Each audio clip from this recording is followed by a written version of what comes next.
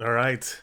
Let's talk about Ryan Garcia, Rolly Romero, Devin the Dream Haney, and then Teofimo Lopez. And this card, this was on May 2nd. I kid you not, this was on May 2nd. And what let me show you what Fatal Fury was supposed to advertise versus what we got. This is what it was supposed to be advertised. Ring, a new era. This is what it was supposed to be. This is how it was supposed to be advertised. I think for safety reasons, it wasn't like that.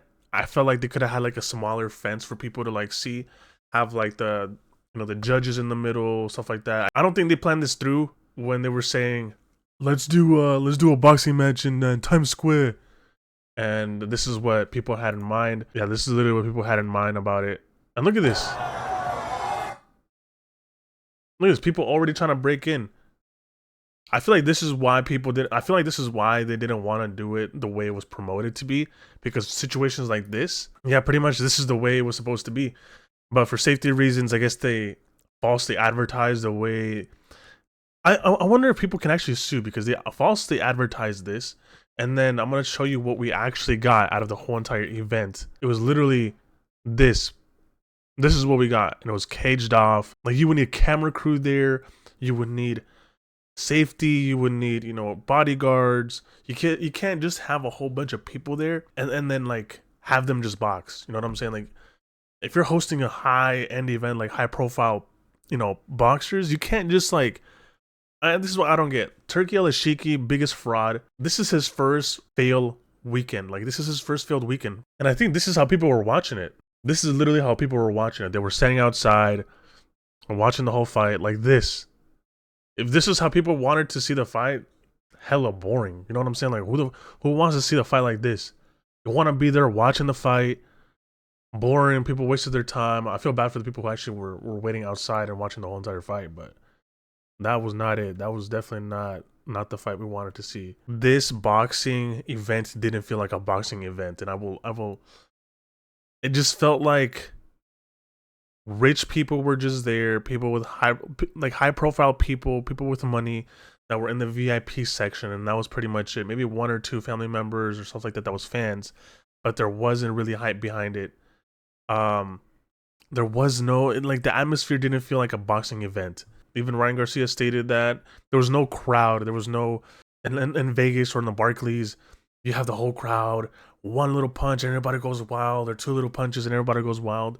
Like when Rolly knocked down Ryan Garcia, there was no hype behind it. It was just like, oh, shit.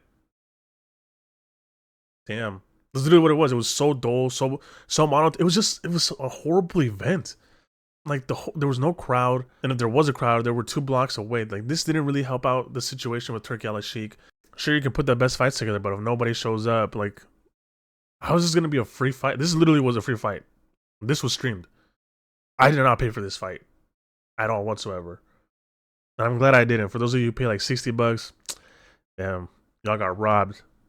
Y'all definitely got robbed out of this fight, because not only was the only entertaining fight for this event for Friday was definitely the Teofemo Lopez and Barboza, because Teofemo Lopez was showcasing his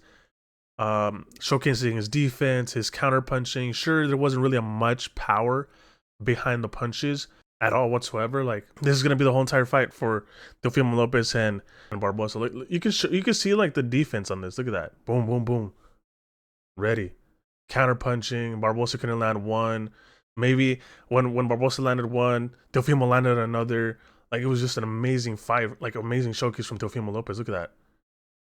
You see Teofimo counter punching right there. He might not have the power at 140 right here, but he does have the speed to come in, counter punch, and get out quick. It's like a high level fight right here. This is probably the most entertaining fight out of the whole entire card. Look at that. Teofimo comes in with maybe like 1 or 2 punches, and then Barboza can't even counter that because he's too quick. He's already in and out. He's like, I'm the best. And like, yeah, I would say that Teofimo Lopez was the better man in that fight, simply because he showcased his defense, he showcased his counter punching, he showcased his, quick speed. The only thing he didn't showcase was his power at 140. He didn't showcase his power. which means that he's either working more on speed, being more efficient in defense than he is on power. So he's being a little bit more lighter in that aspect, but which is fine. Which I like this kind of Teofemo Lopez, Devin Haney versus Jose Ramirez. This is literally a 2-minute fight, 2-minute highlight because it was that boring. The thing is with Devin Haney, he's coming off a loss, 1-year layoff, and coming into like a fighter, an aggressive fighter who like presses you. Jose Ramirez really is going to be a tough fight for Devin Haney. He came with the game plan, he executed it, and got the result he wanted. But he still looks like he's scared to be in the ring. Fight him methodically rather than fighting like he would have it with Lomachenko, fighting how he would have with what's his name, Cambozes. Let's look at like the only 2 minutes that we got here for Haney and Ramirez. So right here, the only thing about Ramirez is he doesn't know how to cut off the ring. All he is chasing Devin Haney around the whole entire fight. He's chasing him the whole fight. He doesn't know how to cut the ring off. He doesn't know where to put him. He does a couple jabs. The one thing that I would have done here, because I'm a retired fighter. When he's shifting to one side or the other, I would feint, do a couple feints, and then hook and hook and hook. You're not gonna land no jab. You're not gonna land no 1-2s. Feint, and then when he's like about to move to one side, you hook. Potentially catch him in the body shot or like a right hand maybe. But it's just not there. He needs to get closer. He needs to cut the ring off when he's moving. When he's about to like shift to your left, shift to your right. See, that's the whole entire fight. This is literally the whole entire fight. Ramirez just couldn't cut the ring off at all. And Damon Haney would maybe do like maybe 1 or 2 counter punches, and that was pretty much it. You'll see one right here. Oh, actually no, JK, that wasn't even one. Maybe right here. Yeah, a little jab and that's it. Round 12. Just a little straight right hand right there, and that was pretty much it. One punch the whole entire round. Do we get another one? We get a jab that pretty much hits the glove. Another jab that hits the glove doesn't even hit Jose Ramirez. And then that was it. Boring ass fight. He had to do what he had to do to come out, survive, and win. Against, honestly, Jose Ramirez, dog shit of a fighter. Like, if you can't cut off the ring, horrible fighter. Horrible fighter. We're going to look at the Ryan Garcia versus Devin Haney. Live in Times Square. The most anticipated fight. 24-1, 16-2. Boom, boom, right there. Double hooks. Look at those. Double left hook right there. Just like in a sparring session. I would say this fight was a little bit more entertaining than your typical Devin Haney and Teofemo. Actually, no, Teofemo was pretty entertaining, but this was the second best fight. Simply because, it's Rolly and Ryan. Not one of them was just running around, not trying to get hit. I think Ryan Garcia needed to establish that jab a little bit more. Set something up with like with his left hook or even like an overhand right or something like that. He needs to use his jab more. He has an ego. He doesn't want to listen to his coach. Derrick James was literally telling him what to do. Derrick James was telling him, you need to start throwing your jab more. Round 3, round 4, start throwing your jab more, set something up, set the right hand, set the hook up. Let's just set up punch. A double jab or a jab. But Ryan Garcia refused to listen. All 12 rounds, he refused to listen to Derrick James. Like, what the fuck? What's the point of having your coach on your corner, your trainer at your corner, if you're not going to listen to him? It's that ego talking. He thinks he's better than everybody else. I hope this humbles him. And actually listens to his coaches. Because he's been a coach hopper for a minute. He went from Derrick James to Goosen to Canelo, Ed Reynoso, and then to his dad. Like, he's like what? Spent on like 5 coaches in like what? In his whole entire career.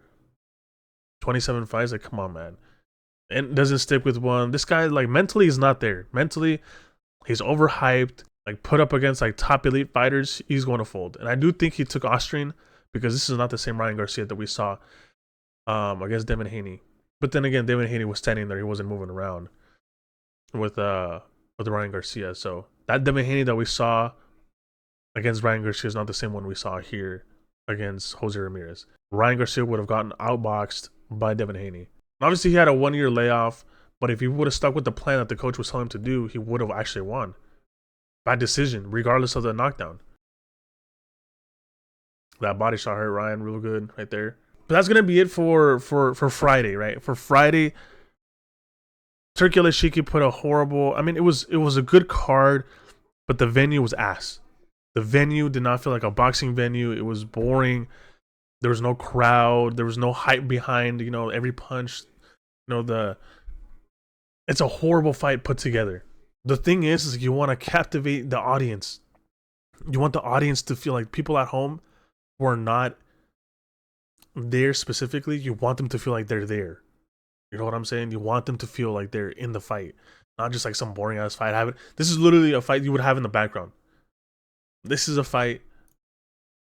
This is literally a fight on Friday night if you're having in the background, playing ping pong or whatever, playing like fucking beer pong. Oh shit, Ryan Garcia got knocked down. That's crazy. Oh damn. Type of shit like that. You know what I'm saying? This isn't a fight that you like sit down, just watch like, oh damn, oh he just got knocked, because the whole crowd's there. This is literally a fight that you put in the background because you have a little party coming over type shit. I would not put this. I would not pay for this for like background music, for like background shit. Like if I'm hosting an event and I want to say, yo, we're gonna watch Ryan Garcia, we're gonna watch these fights, and this is what we get. There's no audience. I don't feel like I'm there. I don't feel like I'm the one, watching this live in Times Square. This is not it. You know what I'm saying? Like it's just not it. It's literally what like the national team, the Mexican national team, where there's no audience there. There's no hype. It's like, it's just another match. It's like, it's a dead game. Literally, it's a dead game. Nobody wants to watch it. Like the USA versus like Canada game or Panama. Nobody was there. It's like, it's dead. Ain't nobody watching this shit. But when it's like Mexico versus like, when was it? For the final, who was it? Mexico versus Panama. That shit was hype. That was hype. Everybody, it's like I was there. We're watching it. We're like calling, hey, ref, what the fuck are you doing? But here, it's like, put that shit in the background. Ain't nobody watching that shit. It wasn't really captivating. It wasn't like you were there. Like you need people to feel like they're there watching it. And if you don't have that, you're gonna lose the audience. People are gonna be like, boring ass fight. What a flop of an event from Turki Alasheik, because it was a flop of an event. Like it was a flop of an event. You had all these VIPs in there, super flop. Before we get started, everything started around, so the Canelo fight started at 6 a.m. in the morning. So what that means was, here in the US, if we're looking at PST, it started around, I believe it was like 8 o'clock. The fight started literally at 1 a.m. in the morning over in Saudi Arabia. So at 1 a.m. is when this fight started, from 1 to 6. And I think the biggest mistake Canelo made, the biggest mistake was going to Saudi Arabia for Canelo. Yeah, I would have done it in the UK if I was Canelo. I wouldn't have done it in Saudi Arabia. You had people waking up at 6 o'clock in the morning or even earlier than that to come see the fights. Like, and I get Canelo was there 3 weeks to like a month prior to his fight to acclimate to the climate. Canelo wanted to switch this to 6 a.m. in the morning so everybody can see it, right? He's like, I'll make the sacrifice just to come see it. And I think that played a huge part of why Canelo wasn't looking that great. People are not taking these like time zones to account. People are not taking like the time Canelo had to get up, the time he had to, like 3 weeks. It's like you're working a night shift. I need to get up at 3 a.m. in the morning, 4 a.m. and then get ready.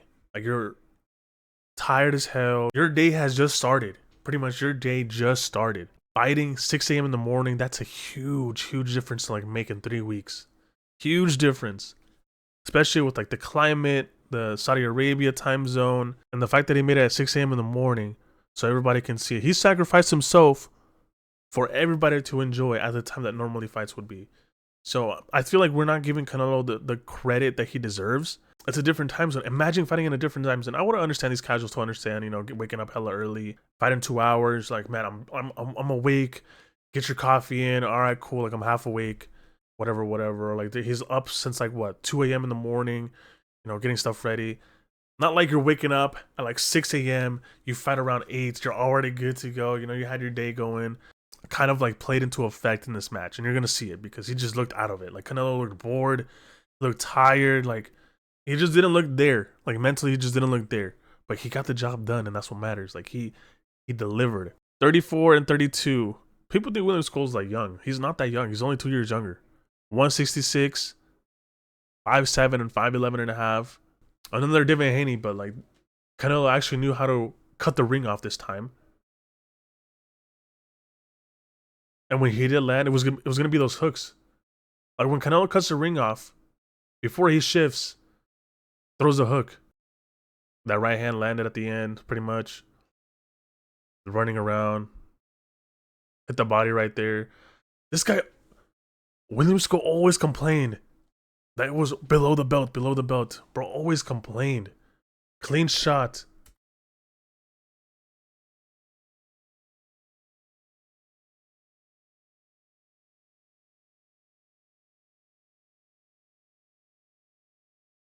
Look at that. Skull thought he was looking nice. Look at that. Oof. That left hook right there from Canelo. But what do you do with a fighter like this? Canelo did the best he could. Cut the ring off. Hit him with those hooks to the body. Hands were getting tired here from William Skole. But he did counter Canelo pretty nice, though. I'll give him that. Like, every single time Canelo landed, William Skole would come back with maybe 1 or 2 punches more. And this is the whole entire match right here. Just running around. See the body shot. Thought he was nice. Look at him smiling. Oh, you ain't touching me? You ain't touching me? Look at that. Fucking boring-ass fighter, man. I'm glad he lost. I don't know what he thought he was doing. He thought he was looking nice. Bro just embarrassed himself. And Canelo, you can tell Canelo was like, what? Like Canelo just put his hands on his like, bro, like what am I fighting? Like dead ass. Like what am I fighting?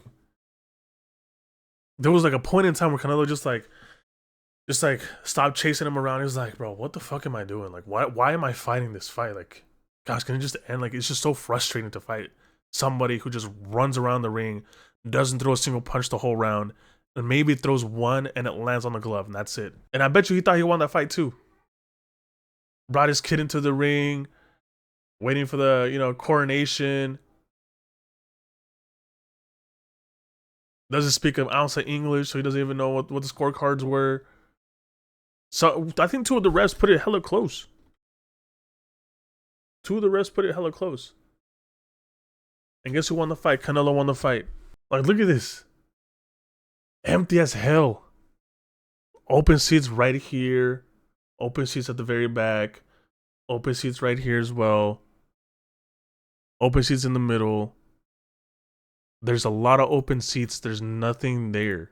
Like, it didn't look like a boxing event. It was just sad to see that Canelo had to sacrifice so much for the people for nobody to show up.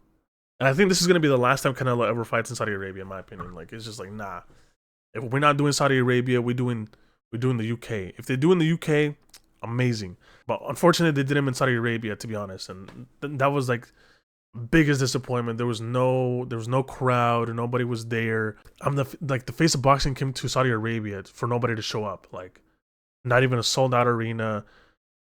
6 a.m. in the morning. Damn. Like the amount of shit Canelo had to sacrifice, to be honest, for everybody to start criticizing him is crazy. Fraud alert, fraud alert. Man, shut your bitch ass up, fucking casuals. Bro, you don't reward those type of fighters. You don't reward those type of, you don't reward that type of style or that type of fighter. Trying to survive 12 rounds. Maybe land 1 or 2 punches every 3 rounds, and that's it.